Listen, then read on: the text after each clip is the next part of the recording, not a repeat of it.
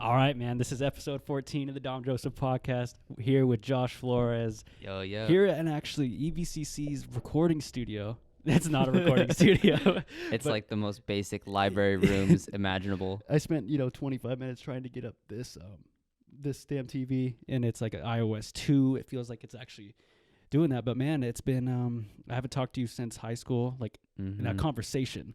Yeah, it's been a long time. You kind of avoid me over in public. Yeah, I mean, man. we don't really get to see each other that often, but I don't know whose fault is that one. I don't know, either mine or yours. I don't know. Uh-huh. But, a lot of people in Marysville know who you are, man, and a lot of people have gone to high school with you, and a lot of people, haven't heard your story. And, a thing I like to do on here is ask people what they've been up to, and that's something I ask just everyday friends. You said you were working at T-Mobile now. What's been going on? Honestly, it's been super hectic. Mm-hmm. So I actually work about 35 minutes away from where I live since I work over in Kirkland. But we're super understaffed right now, and every day it's like, well, shit, now I have to work open to close, or that's like 9 to 8. Mm-hmm. So it's like 11-hour shift or whatever, but it's pretty hectic. But at least I'm kind of in a place where, one, I have consistent income, and two, it's like I know a lot more about things that I'm interested in. Technology in general is something that I think everyone should have a somewhat understanding of, you know what I mean? But you get some of these people who are like my age or older who come in like, I don't know what a SIM card does. Yeah. You know what I mean? Like, I want to get a new phone, but can I keep my same number? It's like, that's like, of course, you know what I mean? Like, what type of industry wouldn't let you do those basic things? And I think it's really interesting to be like how far someone is, or how far someone could be removed from like things that are just so like basic, in my opinion. You know what I mean? So I don't know. I think that it's good. I've got a lot better at my job, which kind of helped me out now because we're based mostly off commissions. We have hourly, but I don't know. What about you, man? I haven't, like you said, we haven't talked in a while. Yeah. So before we go to my story, T-Mobile, you look at the power heads of the cell phone industries. You got Verizon, Sprint, T-Mobile. What is a big thing that you think separates you guys from them? Because I know a lot of people, it's more than just the color. It's more than just who represents them. So I think a couple things we can, dissect here is, one, we have a different frequency. I think we use different towers, so that's kind of a big thing. Like, we use GSM, they use CDMA. Right now, like, it's on very limited phones, but you can't like call somebody or like FaceTime and go on the internet with like Sprint or like Verizon. It's a very niche thing, but like people who are in business, people who need to do two things at once can't. And so that's kind of like a small but important part. Another thing too is that the merger. Have you heard about the merger? Was it AT&T? No. So, well, that tried to happen in 2006, I think. They tried to eat him up, right? Yeah. So, pigs. So, T-Mobile bought Sprint. Okay. And so now they're trying to combine to make this thing called New T-Mobile, because they're really like headstrong into 5G. Yeah. And T-Mobile, like our CEO, is that's like his main focus right now is how do I get people to 5G faster. And Sprint, I don't know if you know, like a long time ago, they had commercials out there for like, hey, we're building this new thing called 5G. They announced 5G like way, way before you should even announce something. It was like maybe in conception, right? But they really, truly like built this huge infrastructure. They have a lot of these towers that they use. They have a lot of stuff. I mean, the Sprint customers don't know they have a lot of towers because a lot of the service sucks, as one of our mutual friends, Nate, can contest to that. But they do have a lot of infrastructure and a lot of things that T-Mobile is trying to take and make their own. But right now they are dealing with like a lot of hoops. So one thing that's kind of making a good what's it called? Oh, sorry. There's a huge power vacuum right now. So now that T-Mobile and Sprint are combining, they still need to sort it out with some lawyers, antitrust and all that. Yeah. Dish Network is trying to be the fourth carrier for people who have pretty much a postpaid account. It's not a prepaid service. It's, postpaid. And they're going to be using T-Mobile's assets just like how Xfinity is with Verizon. Yeah. They're using pretty much like most of all their towers for about 3 years. And so they're still working out the details on that, but it's the only way for them to reliably put two companies together without there being that like disparity.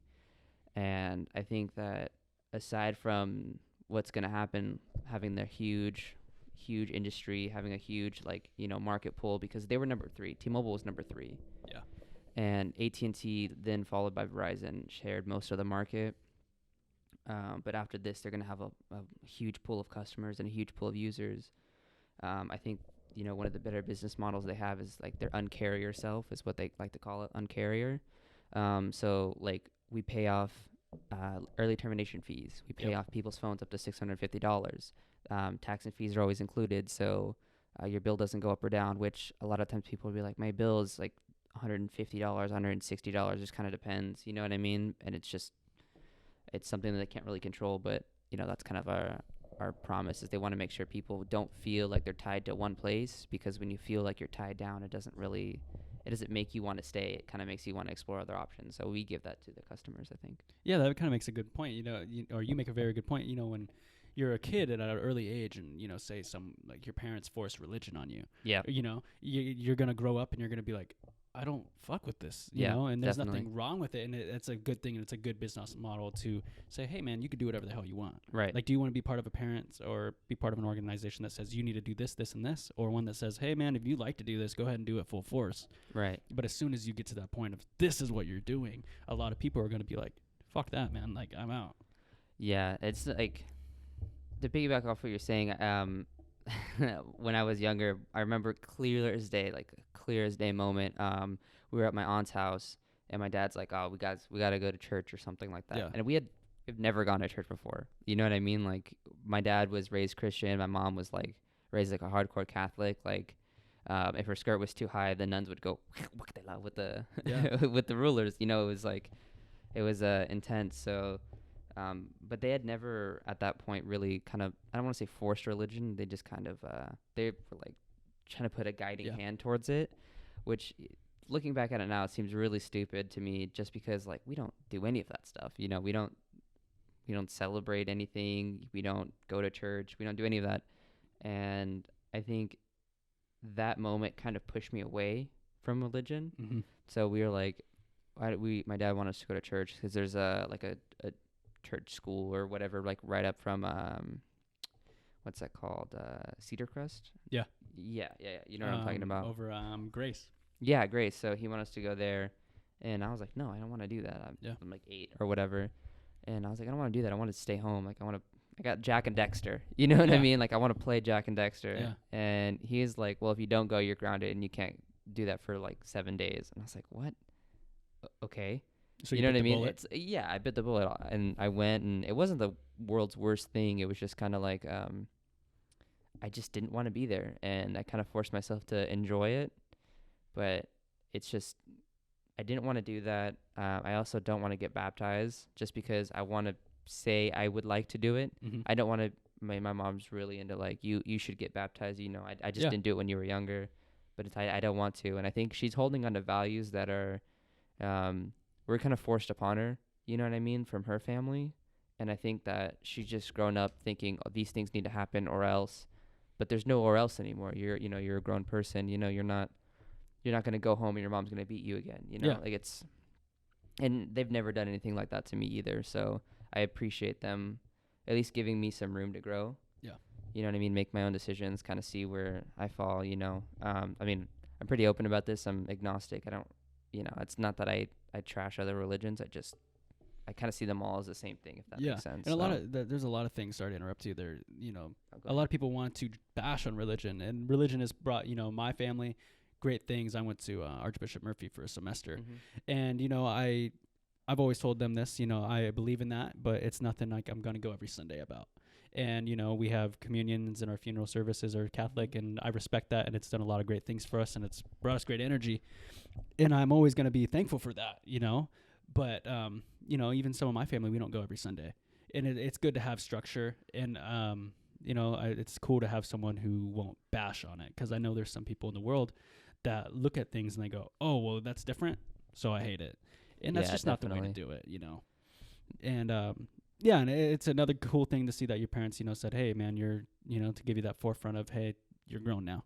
And even you have that insight. I'm 21 years old now, or however old you are, Yeah, same. and to say, "Hey, this is what you got to do." Like even my mom told me the other day, I still live with my mom over the summer, and she's like, "You could do whatever the hell you want. You're 21 years old, but this is what I would do."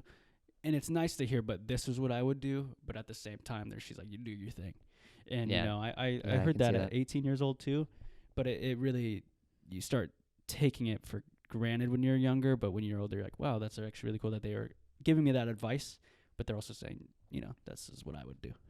No, I completely agree. Like, my family, I don't want to say they're like they're not a free range parent. Like I can't do whatever. Yeah. I mean, I guess I could, Yeah. but it's just like, why would I? You know Yeah. what I mean? Like it's they weren't really restrictive. Like of course, like when I was like 14, they're like, hey, be home by 8 or be Yeah. home by 10. You know what I mean? When the It's lights just, come on. yeah, when the when the street lights come on, yeah. You better be home. But they really kind of just said like, hey, I probably wouldn't do that. You know what I mean? Like, Yeah. and this is from my experience why, but it's kind of like we have very differing opinions in my household. So like my dad, he kind of went on a crusade.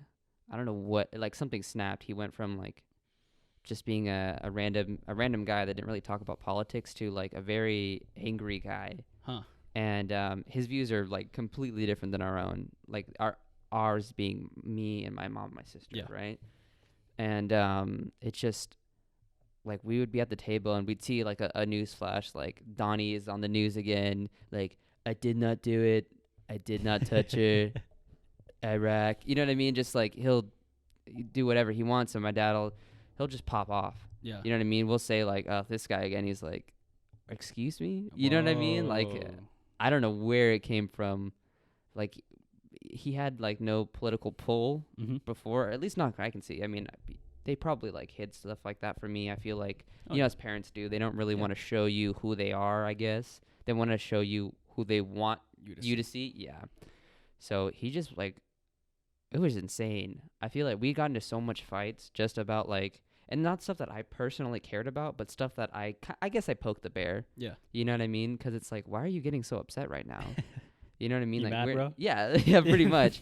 And he would get mad, and this isn't to be like, it's not to be like, I'm fucking smart, but it's like he would get mad because I would pose a side, I'd pose a stance against him that made him challenge what he was saying. Yeah. You know what I mean? It's not just like I heard this on the radio while I went to work, and then I heard it from my white friends across the street that I hang out with. You know what I Yeah. mean? So it's just like he gets mad, and he was in the army, and he was also a police officer. So he has that I don't know if you know, it's like the cop voice.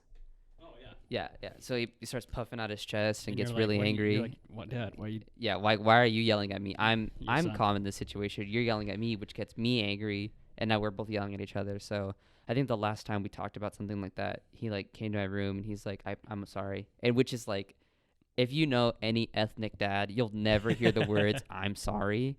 Like, it's just not in their wheelhouse. And it took me back. I was like, what the hell? Like, you've never said that. Like, I don't remember the last time you said that to me, my sister, even my mom. You know what I mean? Like, and he just like, mijo, like, I understand that we have differing opinions. And from my perspective, I feel like I would be doing you a disservice as my child by not telling you these things that I think are right. And he used his dad as an example, but his dad's like the hardest left person in the entire universe. You know what I mean? So I don't really know where he gets his perspective from, but it was a really interesting time for me when that started happening, because it was like it kind of protruded into like all of our family's lives, and it wasn't like during the election, it was afterwards. Yeah. So it wasn't like leading up to it, but I don't know, I think religion, politics, this is just something you don't really it's Bring up. yeah, you I know don't bring exactly up. what you say. That there's 5 of them. Yeah. It's religion, sex, business, or the things you don't argue about with people Right, you don't know, right. especially not people you love. So I've heard sports, because if I were to go into someone's house, say I'm a big Ravens fan. I go into some Pittsburgh Steelers fan's house and Right. I'm like, fuck the Steelers. They're not gonna think I'm cool. You Yeah, know, they think you know, you're an yeah, asshole. yeah. They're gonna think I'm an asshole. So sports, politics. You don't bring up your sex life. You don't go, hey man, I just got with your sister. That's not cool. Yeah, Sex. that'd be pretty fucking Yeah. weird. So again, yeah. So sex, politics, money, business, and sports. Those are the 5 things you shouldn't really. Business you could talk about, and business and sports are kind of like the you could talk about. Yeah, Because I could be like, oh hey, you see the game? yeah. But I There's touchy subjects yeah. to It's like business and sports. You'd be like, Yeah. hey, did you see those tax breaks coming to Yeah. Amazon? It's Like, like, that's awesome oh. that they're moving in here. And you're like, no, Yeah. it's not. You Yeah. know what they're I like, mean? oh, I kind of said the I wrong disagree. Yeah. thing. But yeah, those were the 5 things I was told to, and I've definitely made the mistake of just saying, it just in a political world, oh, this is what I believe, and people are like, oh, you're like that. I'm like, oh, well, Yeah. it's just, hey, I was just saying my opinion, and then I'm like, you know what? Sometimes it's better to keep my mouth shut in that situation, and I never feel like I'm being muted by the man or anything. Right. But right. like sometimes it's better just to be like, let's just keep it. How's the weather going, or how's the How airline about them food? airline food? Yeah. Yeah, that's like the go-to. Like, so airline food. I think everyone could agree with that. But right now in my life, since being in the hospital, like I talked about that in my last podcast, I've been kind of laying around it. It's been actually causing me this weird like depression in a weird way. And then nothing. I'm not like hurting myself or anything, but like I'm so used to doing stuff every day. Even if that's working out, even that's going to the grocery store. I was stuck in a bed, and then I came home and recovered, and I'm just going out of my mind just thinking about it. But the one good thing I have pulled from it is that I was able to start Stranger Things on Netflix. Have you seen that show? So I feel like I'm one of those people. Not that I don't like the show. Mm-hmm. I just never really got into it, if that makes Yeah. sense. So my girlfriend loves Stranger Things. She's like the hugest So you're fan. just sitting there like, Yeah, so we'll come over, and sometimes it's like very rare because she tried to get me into it, and I was just like, hey, I mean, it's not bad. It's Yeah. just not like, I'm more of like, I watch a lot of anime. Mhm. I watch a lot of like superhero movies. I watch just a lot of things that aren't just regular, I don't know, sitcoms. Like, I mean, you said Stranger Things, but Netflix had another, a Netflix original. I think it was The Umbrella Academy. haven't seen that one. It's really fucking good. Yeah, I love Umbrella Academy. It has like a lot of things that I like, and a lot of things that like aren't necessarily something that I would personally enjoy, but I did. Yeah. I like when the story is just here's a drama, or here's a comedy. I just happen to have superpowers. 'Kay. And that's actually how a lot of people write their movies. Where it's just like you just happen to have powers, and I think that's the best thing. Nothing like there's no backstory. You kind of just Well, like it. no, like it's the powers aren't the main focus of the story. Oh, okay. It's You like know a what I mean? cherry It's on just top. like it's like I can have this really intense, really romantic movie, or really like happy movie, and I just happen to have powers. I think the greatest example of this is Dark Knight. Oh yeah, Dark Knight, the one with Heath Ledger. All of them. I think all of the Dark Knight series does this really well. So obviously Batman doesn't have a superpower besides prep time and plot armor. Mm-hmm.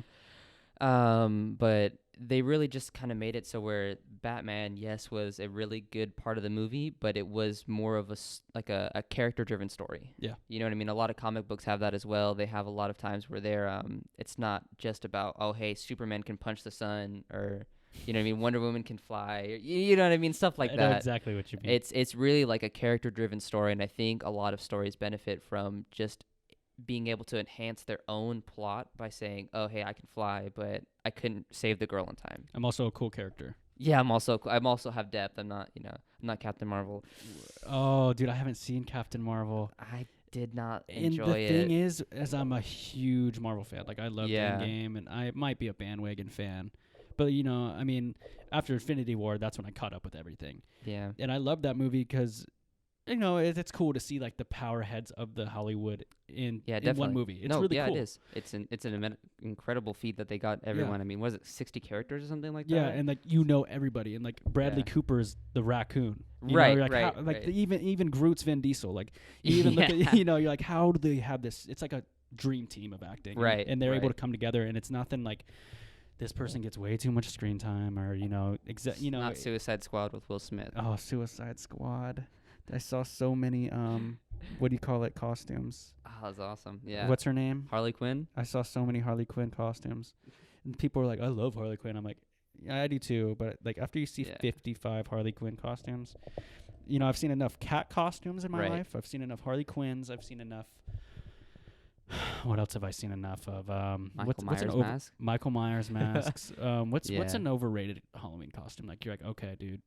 Um, Or you're just like, really? Like that's so I think unoriginal. like all of the big heavy hitter like scary movies, Scream. Scream, like the Saw mask, the Jason mask, all of those. It's like it's been played out, I think. Yeah. But it's like you can't not dress up like them. Yeah. It's like a classic. It's like seeing someone do like a Michael Jackson impression for the 50th time. Yeah. You know what I mean? It's just like you have to do it if in that situation. It's just something you have to do. You know? What do you think is the most common like slutty costume? Slutty for cat. Slutty cat. Slutty cat. Slutty cat. You can't say anything else. It's not a slutty nurse. It's not a slutty practitioner. It's not a slutty schoolmate. The whiskers with the black. It's a skin slutty tight. cat, and if you don't dress in black and show something, you are not doing the costume right. That goes for men and women. What's the guy one then?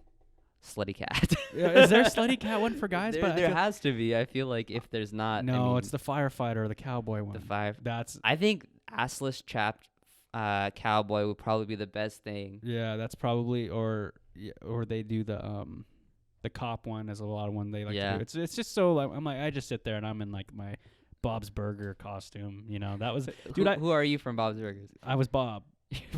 So here, dude, I have a funny story. So I go to Okay. school over at Wazoo now, Right. and it was Halloween last year, and I was like, I'm gonna dress up, and I dressed up, and it was 10 a.m. I'm my Yeah. first class, and you know, there's 30,000 kids there. I don't know how many kids. It could be a certain amount of kids. I walk out in my Bob's Burger costume with my apron, my fake mustache, my hair all set up like his, and I was one out of like three out of 30,000 people that dressed up for the day. Because, you know, everyone dresses up Really? at the Greek system and everyone Oh goes yeah, to their parties. yeah. But nobody dresses up when they're walking to class. So I'm sitting there like in my full get up. And, dude, I'm seeing people walk like this. So, like, you know, they're walking and they have like their phone and they're all like trying to They're make it trying look- to take a picture they're of you. trying to make Yeah. it look like they're not taking a picture of me. I'm just sitting there like, man, I am 20 years old dressing up as Bob. And you know what? I repped it. That's really- pretty funny. If I saw that, I probably would have been like, this idiot. But I you know what I mean? You're so like, it's a kind of a different culture there. You know, Yeah. I've never been to Wazoo. I've only ever been to every place over here in Washington. You know, I was here over at EVCC for a while. I was at UW Bothell. I've been to like one party at UW Seattle, and just it's interesting. I'm over in Bellevue College right now. Yeah. I'm trying to get my bachelor's, but I don't think I've ever experienced like a college life like that. Like you're talking about like the Greek system. Yeah. And it's like I have a vague like picture of what that is, but it's like I have honestly no clue. I've never been in a place where that's like a norm, you know? Yeah, like me too. Like I don't ever go. I mean, I've never been to their parties or anything. But yeah, it is a different environment to be there. And like on a college Saturday, it's like everyone shuts down and it's cool. It's like the movies, you know, it actually really is. And you know, it has its pros and it has its cons because you go to the grocery store and you could see someone like you were texting and you don't want to see anymore, or you know, Right, but that goes with right. anything. Like EVCC, I've had people I've talked to, and Yeah. I'm like, oh, hopefully I don't see them running around at EVCC. But I've, you know, It's like a convergence for all the people you do and don't want to see ever in your life. oh my God, it's like, oh Dom, what are you doing? You're at Everett. It's like I am at Everett, you know. Yeah. Hey, but I have nothing Yep. but good things to say about Everett. You know, Everett Community College has brought me this recording. Yep. You know, it's brought me friendships and it brought me one of my first heartbreaks. Ooh. So that was a Yeah. really good lesson to learn. I was like, well, fuck this, then I'm out of here. And I'm you know, out. Let me go west. yeah, I'm going fucking I think East. East. I'm going east. Uh, you know, Fievel it- goes east. So I was definitely out of there. But dude, you know, you say you watch anime, and I know I'm one of those guys who's stereotypical, and I've You're watched shown in trash. Is that what you're saying? I've watched Dragon Ball Z. Yep. I've watched Yu-Gi-Oh, Pokemon, and a little bit of that One Punch Man. One Punch Man. And then, Yeah. dude, that's all I can really say. So that my assertion was correct. So Yeah. we call people like that shonen trash, which Mhm. it's totally fine. It's not like really an insult, but it Yeah. is. So that's just like people who watch anime that's only in the shonen genre, only would be like in Shonen Jump. Yeah. There's a game out there, I think it's like J-Star or something like that. You would only find characters in there that you would know. But I feel like That's okay. I personally had a stint of being shonen trash. I watched Naruto from the beginning to end of Shippuden like Mm-hmm. in one sitting, not like one day, but Yeah, continuous days. watching. It Yeah. was summertime, out of school. I didn't have a job. I was like, you know what? I'm just gonna enjoy it. A lot of fillers. I had to go find like a list online that has a filler list where I can just skip episodes. But I personally think it's a good way to get people who don't watch anime into anime. Yeah. Around 2014, that's when Attack on Titan came out, and it literally felt like an explosion of new people who didn't watch anime before. Before that, there was Sword Art Online where people were just like, "Oh, I love this anime. I never watched anime, but this is really good." And people were just really excited about it. More people go to conventions. More people started buying, figurines, and I think that was like a really good step forward for people because anime used to be kind of like this. And people always talk about this. This is not new. It's not, Yeah. it's kind of a cliche to say it at this point, but it used to be like a close-knit niche community. And it was almost just like we had like these really good stories like Cowboy Bebop, Trigun, what's it called? Inuyasha, Death Note.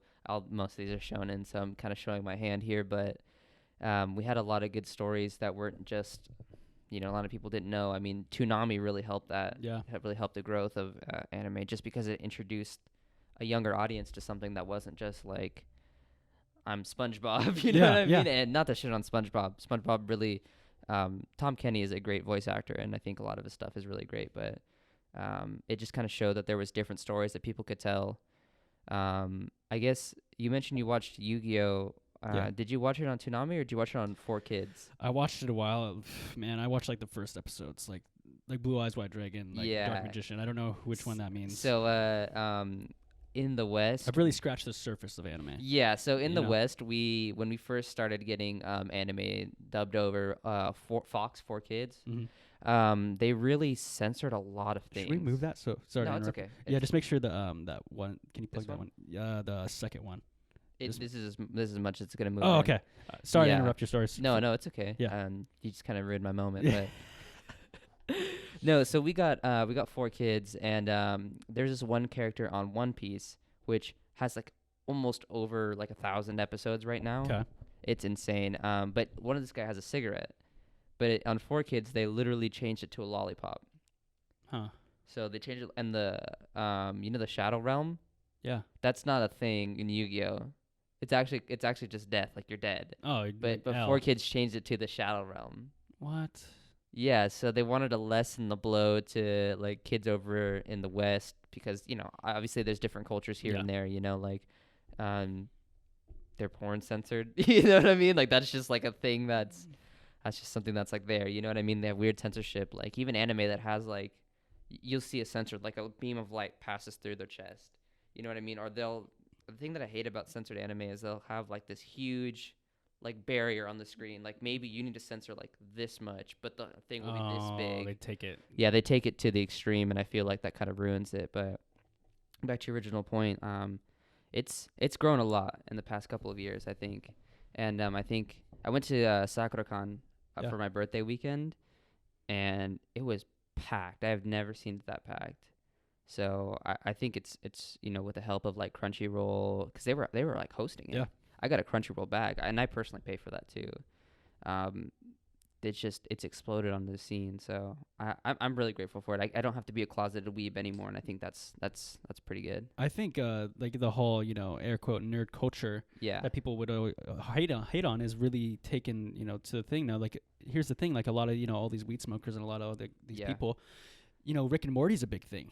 And like that, a lot of people would be like, "Oh, fuck anime, man! I never listen or watch cartoons. That's cartoon show." It's like, dude, but you watch Family Guy, Rick and Morty, American and like, Dad. how are you gonna hate on what other people like, man? Like like you have your ashtray that's Rick and Morty, but you're over here hating on guys who like Dragon Ball Z that have a shirt. Like, what's the difference? Right. And like, I'm always, I love Rick and Morty too. By the way, it's a good show. It's a good show. I love Justin Roiland. I love their whole dynamic. Yeah, and it's like, people don't have that thought of, wow, like, maybe this is the same and they shouldn't be hating on certain things.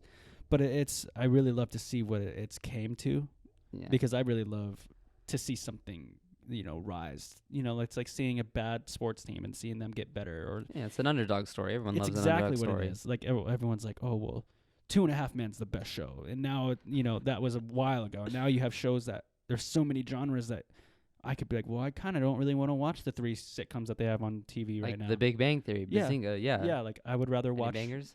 Yeah, it's like I want to watch this anime that kind of triggers what I like, or I want to watch this, Family Guy episode because it's funny.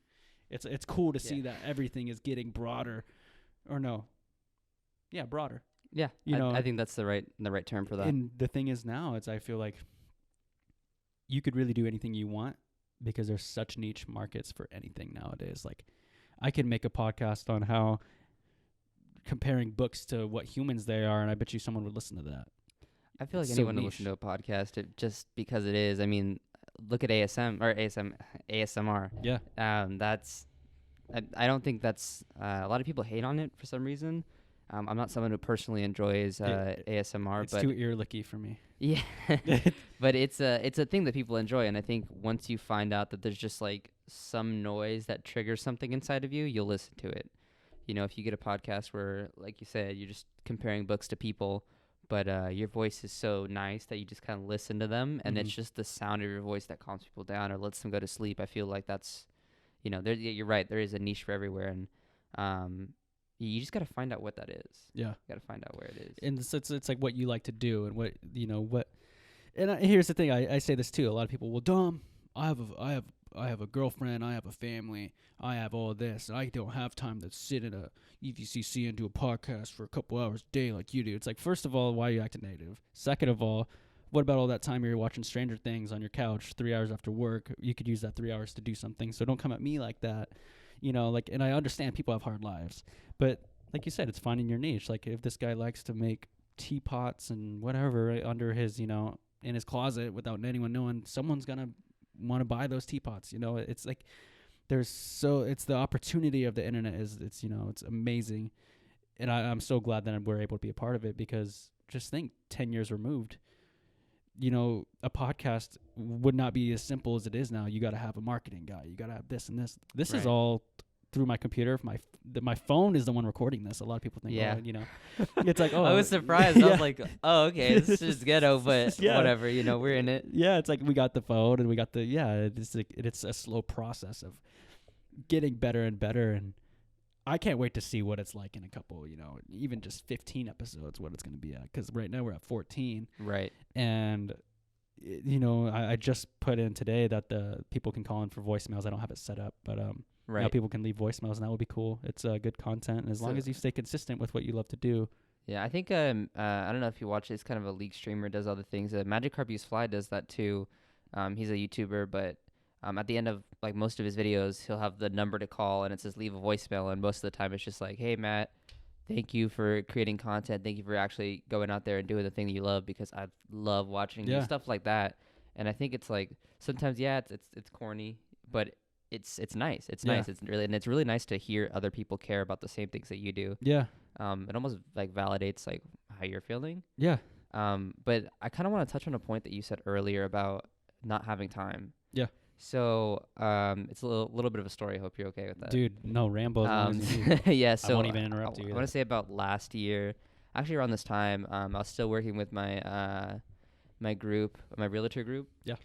And my hair was like down to here, like pretty much past my nipples, and my nipples are down because I'm kind of a heftier guy at that point. And I made a goal, I think almost 3 years prior to that I wasn't going to cut my hair unless like I reached a certain weight. And most of my life I slingshot back and forth. When I came into high school, I was like 135. Before I left middle school, I was like 170. Mm-hmm. You know what I mean? So that was a huge thing that was a huge like amount of weight lost in a certain amount of time. I think that was mostly due to puberty and only being able to walk places. But as I got older, I stopped doing the things that like made me active. Like I used to break dance with my friends. You probably seen it. Yeah, you remember that. I do remember that. Yeah, we used to break dance up on like the third floor and knock over trash cans. That was mostly with one of cardboard. Yeah, you guys are pretty cool. We'd just do it anywhere and anytime because we thought it was fun. But as life goes on, you just kind of stop doing those things that you really like, and it just gets slower. Like I don't have like 500 things to do in a day. I have 3. And that takes up a lot of my time. But when I, that summer of last year, I was like, you know what, I really want to make a change. I want to do something. And my CEO at the time was really encouraging of that. So I started like dieting. I started working out a lot. I think I was semi built at that point. You can't really see a lot of the abs, but you could see a lot of like the growth, I have before and after pictures I'll show you afterwards just because I need to find them. But I went from like 188 to 155 in the Wow, course of dude. like 4 months. And I felt really good about myself. I was wearing like better, like different clothes. I was wearing different, I felt like more confident, Mm-hmm. and I didn't feel like I needed a jacket. Yeah. And I think that's really big for someone who, a lot of people out there who are maybe husky or maybe like have boobs or whatever, and they feel like really like this shirt, I really like this pants, but I need a jacket in 80-degree weather. Yeah. And that's something a lot of people that I know who are like around my size or maybe bigger also deal with. They're like, I don't feel comfortable within myself, but I still want to look good, right? After that stint of like 4 or 5 months of working out, I actually went into therapy. Mm-hmm. Oh, I love therapy, dude. Yeah, so it was like, it's not a forced therapy. It was just kind of like I went to the doctors because I was having stomach issues and something else, and they made me fill out a form saying how am I doing. Yeah. And then after that, they're like, hey, you need to go see somebody, either a social worker or a therapist. And I started talking to a social worker that day, and then I got set up with a therapy appointment and to meet with a psychiatrist. After like 2 or 3 meetings with both of them, I started, I think, 100 milligrams of Zoloft, Mm-hmm. and I started seeing my therapist like every 3 weeks. Um, and that really helped me out. I think I was like, I don't want to be like a typical person. Like, I was in a dark place. Everyone's in a dark place once in a while Oh, yeah. or forever, but I was just really like not living my life to a potential that I see that was, that was acceptable for me. Yeah. Um, Last year I made about $4,000 in total. Like, that is the lowest amount I have ever made in my entire life. And I really felt it because a lot of times when you're a realtor, you just work off commissions or work off, like, I'll do a showing for somebody and I'll get paid that day. It's, you know what I mean? It's not like a consistent income. And I was pretty much just like an errand boy. I want to say, like, of course there's some things I could do better, but I was like a certified errand boy doing things for other people, and I didn't really do anything for myself. Um, and I think around the time that I stopped working with that group, I kind of like just did a clean break. Yeah. And started focusing on another job that I really started to enjoy myself again. I had a lot more consistent income. I didn't feel like I was drowning in debt, and I felt really good about myself. And it's just making time for those things that you need. Like, if I didn't make time, whether it be in the morning, 12 o'clock at night, 5 in the afternoon, just to work out, I wouldn't have understood what a journey could feel like to go on. I wouldn't have felt that way. And if I didn't make time or say yes to just getting help, I wouldn't have known what it could feel like on the other side. Yeah. Because like, if my user experience, was a 3, I feel like I'm at like a 7 or an 8 now. And truthfully, honestly, most of that was actually just coming out. Yeah. You know what I mean? Acknowledging Like, it. yeah. Well, you just, one, that I have depression, and 2, that I'm like gay. You know what I mean? Like, I'm not like a homosexual. I guess pan would be the best thing to put Mm-hmm. it, or queer, whatever you want to call it. But it's just, I really had struggles like, well, shit. Like, am I doing something wrong? Should I feel this way? You know what I mean? And I've been with my girlfriend for about 4 years now, and it wasn't like a thing where I felt like, oh, maybe I should explore other options. It was Mm-hmm. like my therapist posed a hypothetical, or we talked about stuff that happened in the past where I was like, well, maybe that's not the worst thing that happened, or you know what, I guess I could see that happening. I could do this or I could do that. And it was less of like, damn, I see this whole door open of like people that I could be with, or Yeah. people who can accept me or love me. It's mostly just like, maybe those times where I had those feelings, it wasn't something that I should have been afraid of or ashamed of. So I think through therapy and through like doing both a physical and a mental journey, I kind of just came out on the other side, no pun intended, as just a better person. So I think truthfully, if you think you have a problem or you want something, please seek help, whether it be going to a doctor or their services online. I don't know how good BetterHelp is or anything like that, but there's some stuff with there. But if you have insurance, take advantage of it. Oh yeah, and to hit on the point of like when you said you started working out, and I believe in this thing when you set to do something like working out, you learn so many more things. Like you're learning dieting, you're learning that you need definitely. more. You learn that you need more time to yourself, and then you even go, maybe I do need help with therapy. Maybe Right. there isn't anything wrong, and then you go to that, and then you're like, maybe all the things I went through when I was younger, that's okay. And there's nothing wrong with those thoughts that I had, because in society now you're so susceptible to things that people say, and you're sitting there and you're constantly like, oh, I shouldn't think this way.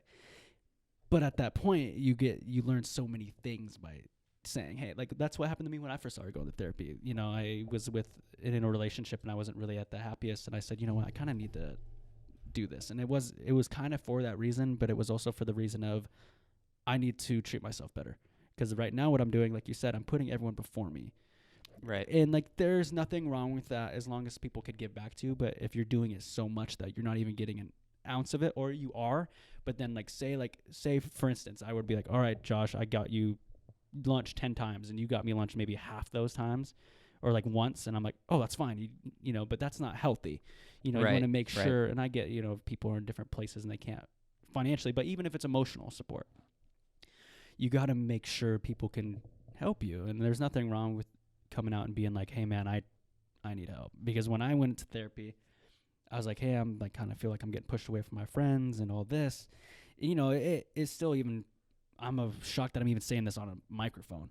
But I started hanging out with my friends a little bit more, and like all of a sudden, wow, I have a passion for this. I want to get my voice out there. And then with therapy became this, and I've always wanted to do it for the past 3 years.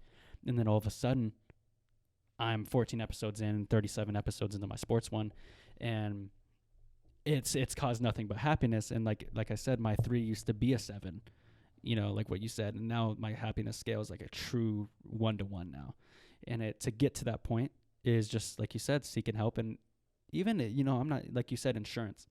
If you don't got insurance too, even if you talk to people that are far removed, that's really good too. Like if I were to go up to my mom and be like, hey, I don't like this, that could come up and bite you in the ass. And there's nothing wrong with saying, hey man, like your new coworker, I'm not saying go vent to them to your problems, but like sometimes you get your best advice from people who are farly removed from you. Yeah. Say you go to you go to a coffee stand and be like, hey man, I like this girl, and what do you think I should do? And they just like, oh, you should get them flowers, or you should do whatever you want, And then you're like, oh, whoa, maybe that's a good idea. If you hear it from your mom, well, this is what I would do, and then and then your dad did this, and then so then you start getting that, and you're like, oh, maybe I should have just asked someone else. You know what I mean? Someone who doesn't have a stakeholder in my life. You know what I mean? And there's nothing wrong with that. My mom's probably listening right now, or wherever she's listening, and she's like, oh, well, he can't talk to me anything. Yes, I know, Mom, but sometimes it's good to hear far removed information. Like if I ever go ask the librarian something, I totally agree with that. Yeah. There's always that tried and true. I asked my mom for something, and now it turned into an hour-long lecture. Yeah. You know what I mean? Or it's anyone. It's really anyone who has a stakeholder in your life. Honestly, you feel like that could turn around. Like it's not that, oh, I'm giving this guy powerful information about me. It's I'm giving somebody an insight into my life, but that person could take it the wrong way. Like maybe I'm like, damn, I hate the day. I hate that it's so sunny. And they're like, I can't control the weather. They're starving kids in Africa. Right, they're starving. Yeah, it's like, what? Okay. In Africa, man. Like, yeah, and so it's kind of sucks. I think really truly like finding somebody that's a third away from you. You know what I mean? Like I have my friend, and I have my friend's friend, or I have, you know what I mean? Mutual like someone friends. who is, a mutual friend. It's like you could probably talk to that person for hours about something, and then I guess from then on they'll be your friend. You know what I mean? But I think doing that really kind of gives you clarity, because they have no reason to lie to you. Yeah. They have no reason to tell you, hey, you should or should not do this because I want this for my life, or I want, you know what I mean? They have they don't even know you really. That's kind of why, like, this is always so stupid, but my mom and my girlfriend get mad when they always go like, oh, you're so handsome, or oh, this or that.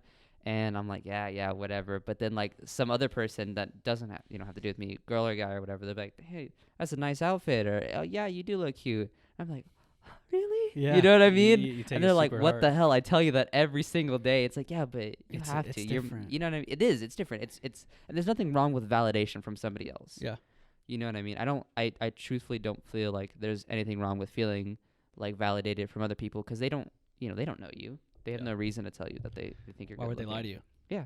It's Why like would not. they? They're not gonna be like, oh, you're on Punk'd. Oh, yep. Look, there's a camera there. The That's camera there, the this look, guy's not even an actor. He's an yeah, actor. my dog, that's actually a camera in disguise. Yeah, it's like yeah. it's in another sad thing is too is like people think giving validation or even compliments is like a bad thing, and like I've met guys, just as my friends, or I've even met girls that like they've heard some random guy come up to them and say I like those shoes, and they'll hold on to those shoes for a year. And or even same with the guy, like like one of my buddies is like, yeah, some girl gave me a compliment on my haircut, and like this guy hasn't changed his haircut for 2 years, and there's nothing wrong with that, because dude, to be honest with you, I'll go to the mall sometimes, and the girl will be like, hey, you're kind of cute. I'm like, thanks, and it makes your day, and you just keep going, or you hear something like when I was selling fireworks, they're like, hey, can I get your number or something like that, and it makes your day, and you're like, I'm not really giving my number out. I'm sorry, but it makes my day. Thank you for interest, but I am currently not doing something like that. Yeah, it's like I'm selling fireworks. But yeah, my number is $103, and it'll give you this black cat. Yeah, it's exactly what it is, and I think people need to realize that giving compliments isn't like you're flirting, and there is a line. Yeah, there's definitely a line, and it's kind of, I don't want to say it's blurry, because like I feel like if you really think about it, there is a clear line between like I'm flirting with you and I'm just saying something nice. Yeah. You know what I mean? I think it's because of where we live, that we don't really see like a lot of those typical quote unquote nice guys. You know what I mean? Yeah. The people who do stuff just to want something in return. Yeah. Where they're like, I opened the door for you and complimented your shoes. Why are you not on me right now? Yeah. You know what I mean? Like I think that's really stupid. I think compliment someone because you like what's going on, not compliment someone because you want something out of it. Yeah, the generation of nice guys who think they deserve something. And dude, I could be honest. I could be that guy. At a time, there was a time where I'd be like, oh, I opened the door for her. Why isn't she like interested in me? Like what the hell? Yeah. But they're almost worse than the quote unquote douchey guys that people say, or even girls too. They're like, oh well, I gave this guy, I made him lunch and all this, and it's just, and then nothing worked out from it, and they get so discouraged from it, and it's just like, hey, there's nothing wrong with doing something because you like to, but as soon as you start giving and expecting something, that's when it gets kind of gross. Right. Like if I were to be like, hey man, here's your birthday cake for your birthday, and like I don't expect anything from it, that's a good gift. But I'm like, hey man, I gave you a birthday cake, and it's 6 months later you didn't give me shit. It's like, whoa, like don't be getting me anything. Yeah, if you're I gave you a handy underneath the table just for your birthday, and I can't even get $20 for this fucking meal. Like, it's like people are so like giving in with expecting, and it's gross.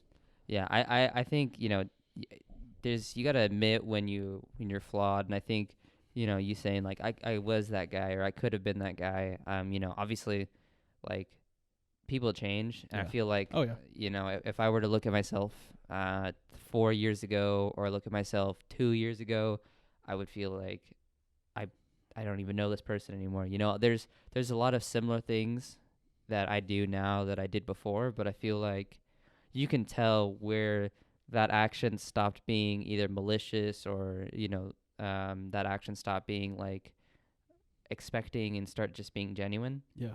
You know what I mean? I don't mean to toot my own horn. I'm not like a saint or something like that. You know what I mean? I'm not like someone who's finished a journey and now is at the end of the tunnel. But I'm definitely at a place where I can look back through that tunnel hole and see someone else.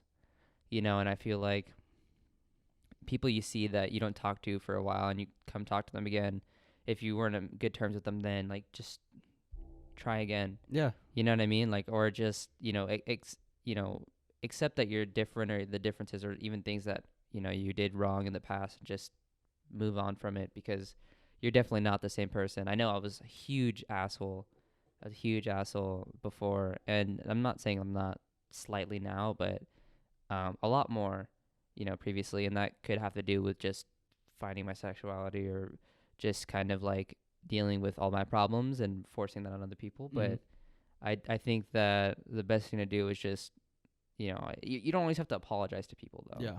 You know what I mean? I'm not gonna sit here like, if 4 years ago I talk to you like rudely or something, Mhm.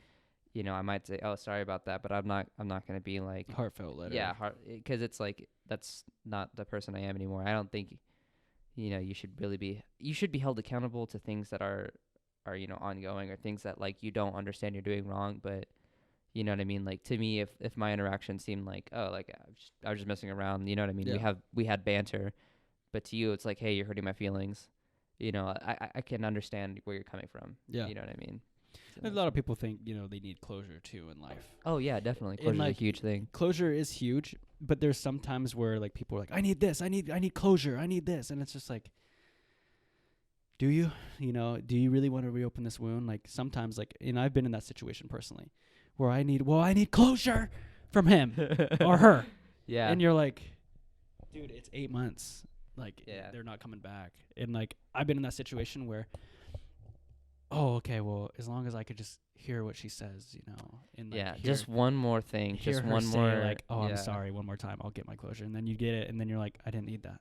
Now you're like, I feel like That's excessive at that point. yeah, you're like, I didn't need that. So now it's like people with closure. It's like sometimes, yes, it's like, hey, man, I'm sorry I hurt your feelings. Like you said, there's sometimes you need to be held accountable, but then there's sometimes it's like, Just let it go. just let it go and be Yeah. you. Like, because as soon as you let go and as soon as you admit, like, oh shit, as soon as you go, okay, then there is a problem. I have a problem with codependency, or I have this problem. That's when you start getting help, and not condemning yourself all the time. And a lot of people say, well, I like to judge people. There's nothing wrong with judging people. We heard that in left stats class in ISC.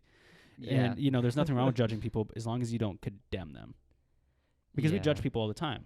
You see someone wearing a Packers shirt out there, and you're like, oh, I don't like the Packers. You're judging, but you're not like, oh, fuck that guy. In that case, you are. Yeah. And, like, a lot of people are like, oh, I'm just an asshole because I judge. It's like, you're not an asshole because you judge. It's biological. Tigers do it. They're like, oh, this guy's weak. I'm going to take over him. I'm not saying we're tigers, but we're at the primal aspect. We have the animal instincts, and we just want to eat, sleep, and fuck. That's primarily what we want to do. And I know I'm just rambling right now, but it comes to a point where I guess I got to closure to being a tiger, but it really is.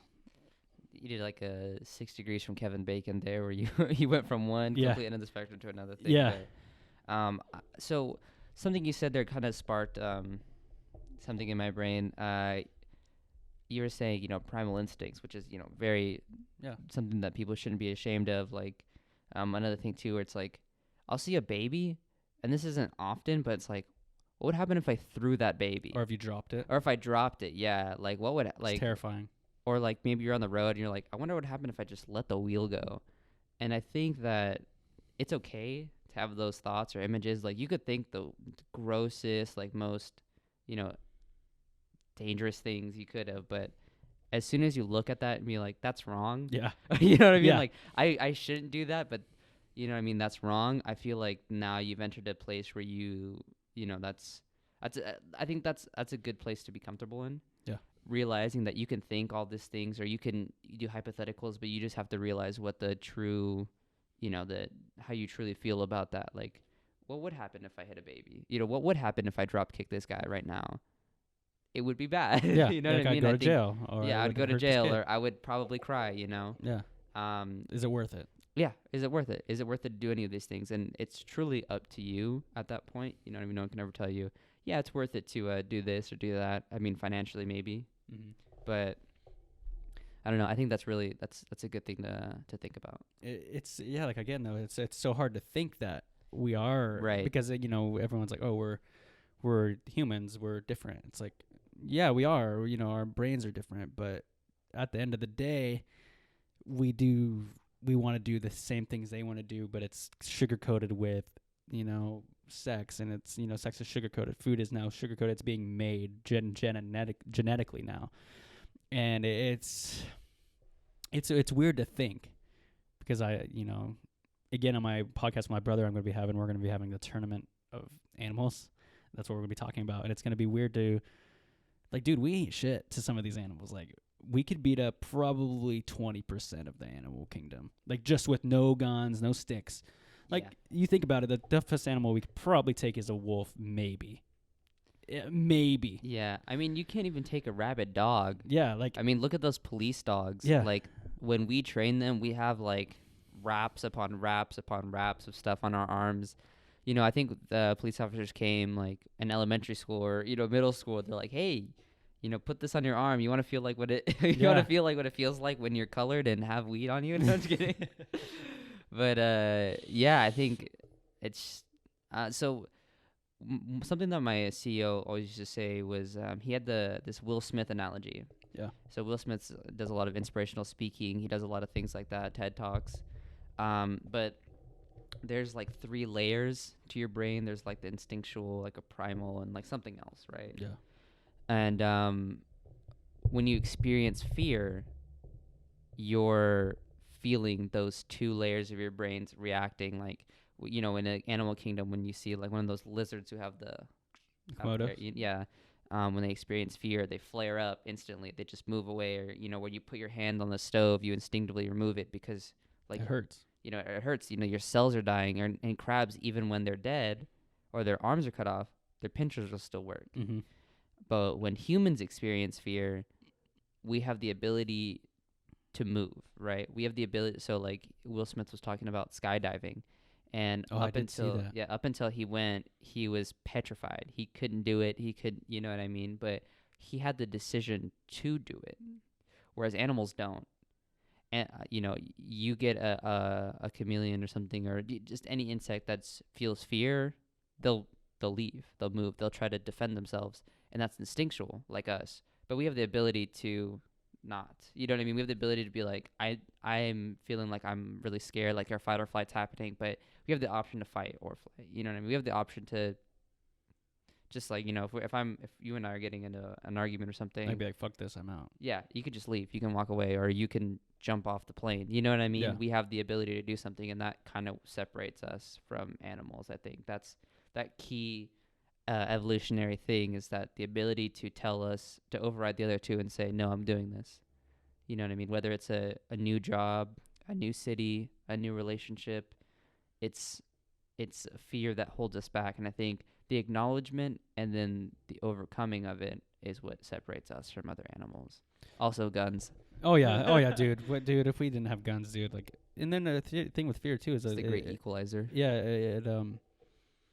it makes you not want to do things too. Like you said, a lot of people will fear from doing certain things just because they're fearful of it. It's like Will Smith did with with skydiving. People do it in relationships too. People are like, oh, I don't want to date that kind of girl. It's like, why are you judging them off that? Like they're not all like that. And that's why are you feeding into that? Or I don't want to date this type of person because of this. And it's just like, because they have this history. It's like you said, people change and go in for full circle with it. I just think it's amazing to see how mankind has evolved, because you look at 1800s, this world is like, you don't even recognize it. There's buildings. Yeah, you food. throw an Abraham Lincoln up in here. And Yeah, freak like the fuck out. yeah, and then now you're like, okay, we got Donald Trump as president. Kanye West is, Kanye West. We got all these influential people, and then back then they had like 5 influential people. It's like now, like it's the niche market. It's like again, like say I really liked anime. There's probably some YouTuber on anime that has millions of subscribers. They're like, how do you not know that? Like I watched RDC World. I don't know if you know who those guys are. And there's some anime guy. They like make videos and stuff, and like that's big to me. There's that celebrity in that world, but back then, there's only 5 people who could read. Like Right. and like now Right. it's like there's so many people you like there's so many podcasts I like, and there's so many things, and it's super cool, because back then you had the radio. Everyone knew who the president was. Everyone knew who the vice president was. Now it's like who's the vice president? Who's the secretary of state? And I feel horrible saying that as a U.S. citizen, but at the same time I'm like, what is it doing me? And I'm not saying people who know who the secretary of state is like, oh, shame on you. It's just not. They probably don't care who LeBron James is. Some people who don't. But that in my realm of my mind, I need to know who LeBron is. Like for my sports thing, and when I talk, sports. But it's really just what you're focused in on now. Yeah, to piggyback off what you're saying, like so there's like a couple things. I follow a lot of stuff, like a lot of genres, gaming, anime. I'll follow like technology, some political things, but there's a lot of people that I see is super influential to me, or super like You know, like, how could you not know this? Like, if I said, like, oh, you know, MKBHD, or Unbox Therapy, or if I said, hey, do you know Giga? Like, he's a huge anime, like, creator. He does a lot of, like, I don't know, not say tier list, but he does a lot of video essays on anime. You would be like, who's Yeah. this guy? You know what I mean? Like, if I was like, hey, you know about Double Lift or Bjergsen, you know, all this esports stuff, and you'd be like, I don't know who that is. But it's just like, there's so much stuff going on right now that just because there's one community that's really big into something doesn't mean there's another equal or greater community into another thing. You know what I mean? Isn't it kind of humbling in a weird way? Yeah, Like, it is. because, It like, really is. I remember one time I was like, do you watch Good Mythical Morning? Do you know Good Mythical Morning? I know about Good Mythical Yeah, Morning. it's like, you know, I was like, oh, but everyone's got to know who Grant and Link are, because, you know, they have like, what, 4 million, you know, a certain amount of followers. So I'm like, oh, everyone knows them. Or like, or Joe Rogan or Theo Vaughn, all these people I listen to. Oh, you know who that is? Yeah, they made this joke. They're like, who? And then I'm like, what? Whoa, like, what do you mean you don't know who that is? They're like, no, I don't really care either. You're like, yeah, damn, like, like, I don't give a shit and then about they're like, this. oh, have you seen this yo-yo expert on YouTube? I'm like, no. Mm. It's so cool, but at the same time, you're like, fuck, dude. Like, everyone kind of has their own independence now, and it's so independentized. I don't even know if that's a word, but because YouTube is the thing now, I can look up how jelly beans are made, and, you know, Yeah. I'm gonna make sure this doesn't stop. Keep going, but it's a crazy thing. Yeah. Oh,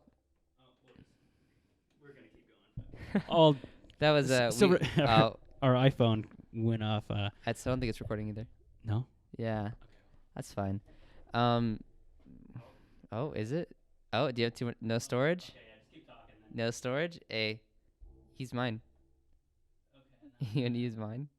No, that is not good. I gotta go delete. I'm gonna take a picture of this moment so I have something to put on my There we go. Instagram here. There we go. We're back at it. Sorry, podcast people. I don't know if they heard that little bit of a difficulty we had there. Hopefully now it's gonna be hard to fucking do all the edit. You want to clap again? No, yeah, it's fine. I'll figure it out. But yeah, like we were saying though, it's a world that we live in. There's so many niche things. God, I never thought I would fill up 256 gigs on my phone, but I did.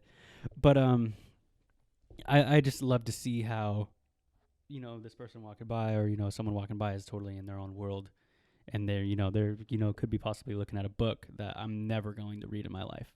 There's going to be material in that book I'm never even going to know, and it's mind-boggling. You know, I walk in walk around in a university. People are taking these classes. Yeah, I'm doing this class. I'm like, what?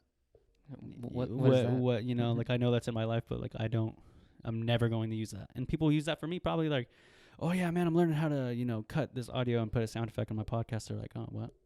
You know, I don't care. You know, and you don't ever say it like that, but, you know, in their head, they're like, oh, that's cool. Yeah. You know, but sometimes I'll be talking to someone, and, you know, when you get the hint, people don't want to talk to you anymore after they're, wow, man, that's cool. Yeah. After a couple after a couple oh yeahs, people should know, like, they don't want to talk. Yeah, they start putting in their AirPods, like, yeah. After the 6th, that's crazy. That's crazy, man. Yeah, sure. Okay. Yeah. Oh.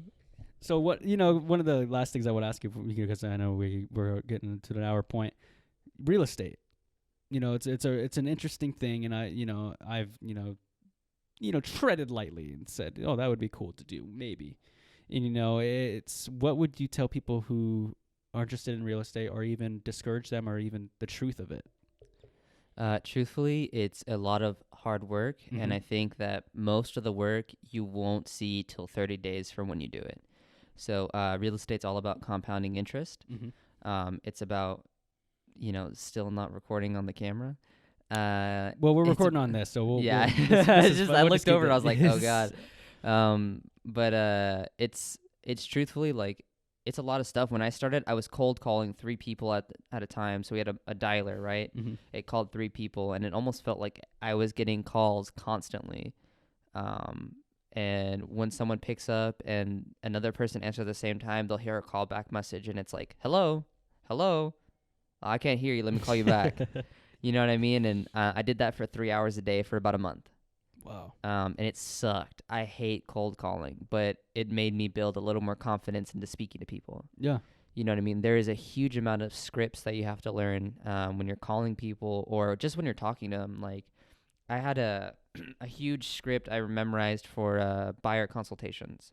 So I would try to gather people from my CRM.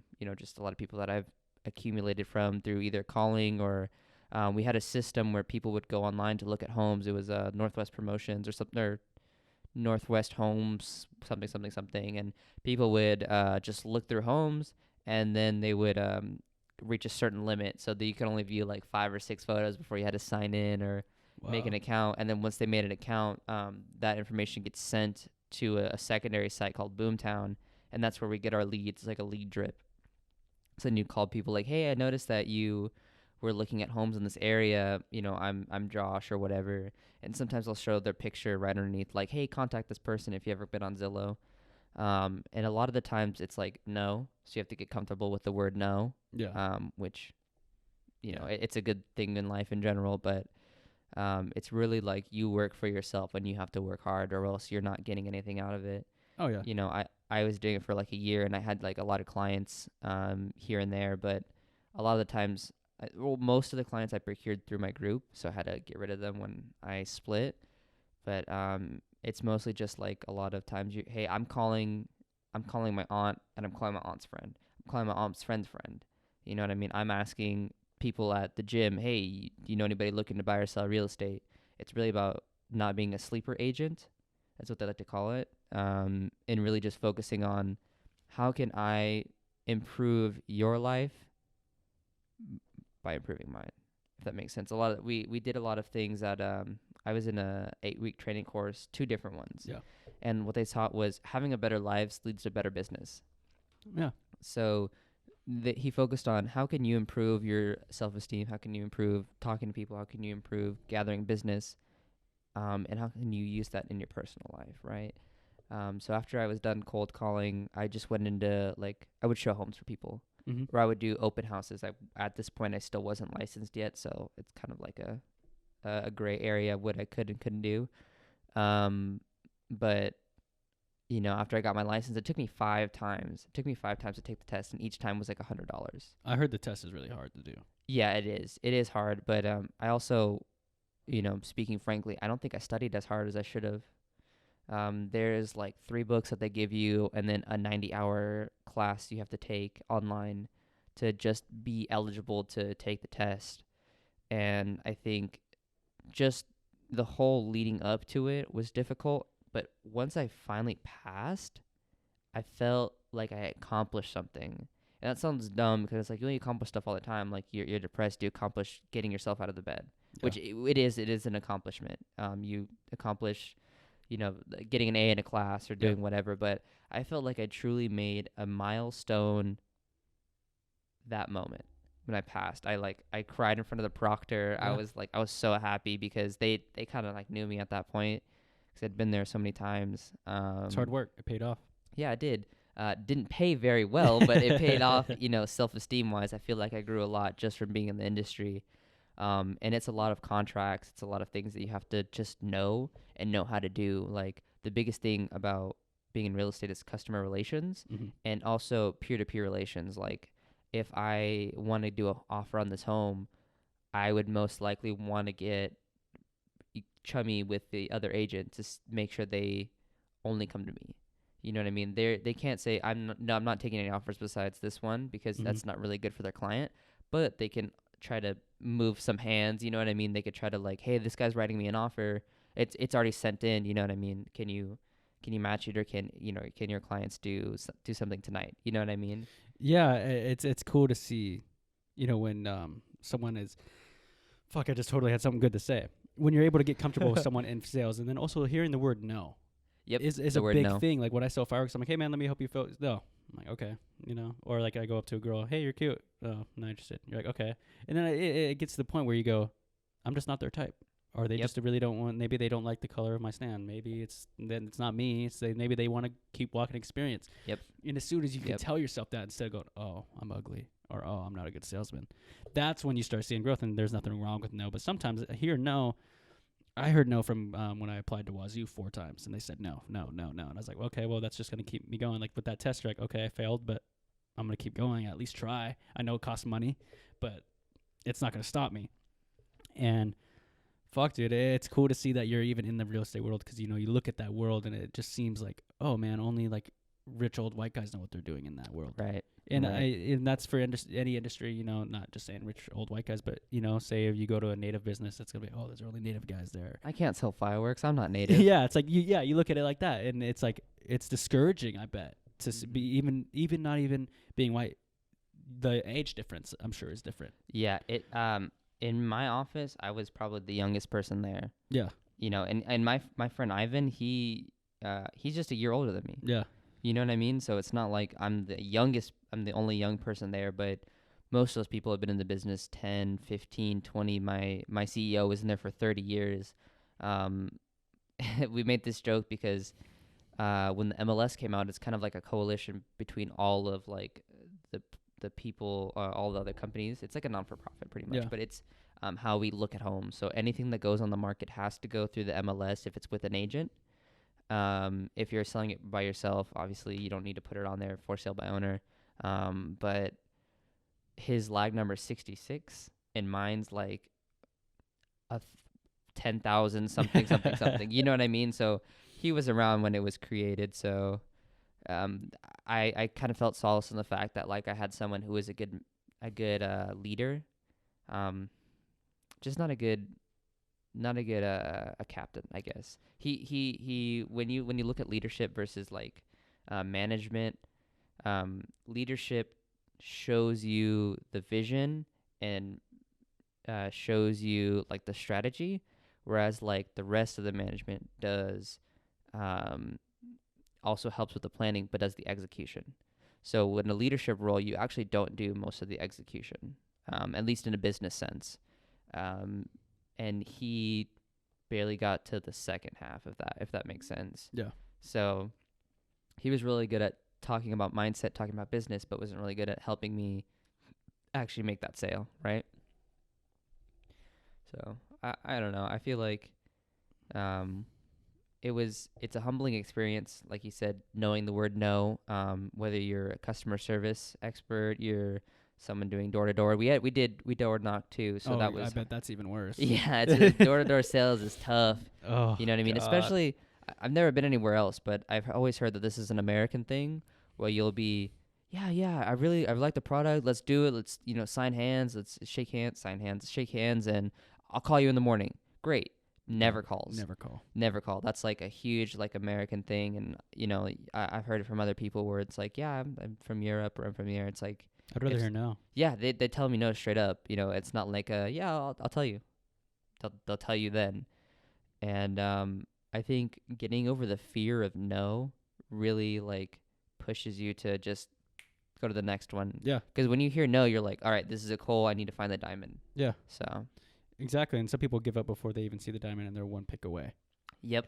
And true thing. Something's going off of my electricity, man, or my technology, but with me again, I hate to relate it to fireworks again. When people are like, "Oh yeah, I'll be back," I'm like, "Dude, you don't gotta lie." Like, yeah, just say no. It's like, say dude, no to it's me. like if we don't got your bottle rockets here, like you can just be like, "Oh, you guys don't got what I'm looking for." Because if they go, "Okay, I'll be back," and I'll be like, "All right, I'm gonna hold my breath till you get back," I'm not a salesperson like that, and that's just the way I sell. And a lot of people, sell that they're either really, really, really in your face, and then there's some people who literally just let you come to them. And then there's people like me who kind of do the middle, and I'm the young, guy that's trying to get sales. And, the thing is with fireworks is I sell an experience. And that's what I always try to say to people. I'm going to be honest with you. I haven't seen every firework in here. But I do know what they do, and I do know what this can happen. So, and I use this cliche line, but I'm selling you an experience for that person, and I'm selling you a smile. I'm selling you that memory that maybe whenever I see a guy come up to me, I'm like, hey man, I'm selling you this fireworks. So that girl that you invited to your 4th of July party, she's going to smile and remember it. And then you guys are going to be able to share that moment together. And usually every time he's like, damn, okay. Yeah. So yeah. $100, here you go. Yeah. Yeah. Most people after that, they're like, okay, I'll get the pink one. So let's just say I sold a lot of the prettier girl fireworks this year. I think I sold that to my friend, Josh Bevan. I think I told that about him when I sold him some fireworks. But I did hook him up, and I made sure he knew what I was telling him. But again, he knows it's an experience, and everyone who knows fireworks is an experience. And same with real estate, and same with everything in life. And fuck, man, I wish I could tell you I had a little bit more juice in me to keep going, but I don't want to keep rambling and not spit any some real facts. But for everyone listening, where could people find you, man? What what social media? Okay, so this is super stupid. I made this when I was like in middle school. It's like the email. Yeah, so you Young can find Pussy me on Destroyer 69. XX Pussy Slayer XX. No, it's if you ever played Final Fantasy VIII, my tag on Twitter is Squall Leon Flores. Like Squall is the protagonist from Final Fantasy VIII, but people also call him Leon. Mhm. I don't know. And then obviously Instagram is JJ Streiser. A funny thing, it's a quick story. So me and my friend John, he was a neighbor. His name's John Graves. You probably know him. Yes, I do know him. So we used to play Fusion Fall, and we tried to think of names to make our character, and we did a number generator, or not a number generator, a name generator, and it was JJ Stryker, which that's what my name is actually supposed to be, but I spelt it with a C. I was really bad at spelling. I'm not bad at spelling right now, but back then it was even worse. So JJ Stryker is what my name's supposed to be, but it's Streiser, and I just went with it. So sounds cooler. yeah, it sounds cooler, but whatever. Other thing too, you can catch my new EP coming out. It's gonna be a while, probably I think fall time release. It's called Schmeat. So all the letters mean a different part of the song. So like the first song, Skype and Fruity Loops. Last song's like Time for Bed. You see what I'm saying? Yeah. So just check out for that. My name's Young Miho. Just kind of a play on words. I'm Hispanic, so I don't know. I think there's a lot of places you can reach me at. So yeah. Be on the lookout for my guy Josh, man, and thank you so much. And before we go, I actually know Donald Glover used a random name generator. Yeah. And that's how he got Childish Gambino. That and Vsauce. Did he? Vsauce also did that. And funny thing about that, we're actually Vsauce. Really? So when he does that, he goes, "Hi, Vsauce, Michael here." He's saying hi to us. Huh. Yeah, didn't so know that. he's not Vsauce. The audience is Vsauce. Huh. So it's like Walking Dead with Negan, like they're all Negan kind of thing. I Yeah. don't know if you watch Walking Dead. But I did not, but I understand. I understood the reference. yeah. Yeah. But yeah, man. Again, this has been episode 14. I just want to say thank you so much for coming in. And again, when I'm back in town, or even if in a couple weeks you want to do another episode, I'm more than happy to. We'll have more maybe of a tentative plan, but yeah, man, this was a great episode. Hopefully to see Nate will be in the next episode. Hopefully, man. I know he's tired from stuff, and maybe we can talk a little bit more about business and yeah. I kind of my degree is like digital marketing and Yeah. stuff. So if you have any questions about like marketing strategies or stuff like that, we'll create a whole podcast about it. You know what I Yeah, mean? dude. I'd love to talk about it. Yeah, hit him up, man. Anything digital marketing, anything anime, anything Josh related, man. Gaming. He's got you, man. Yeah. If you need someone to talk to, I don't know if you want to open that up to people, but I'm definitely open to myself. Yep. And I think I have enough emotional control to. I'm emotionally available for people if you want to talk to me. So right on, man. Well, thank you so much for yeah. coming on the show. Thank you. Yeah.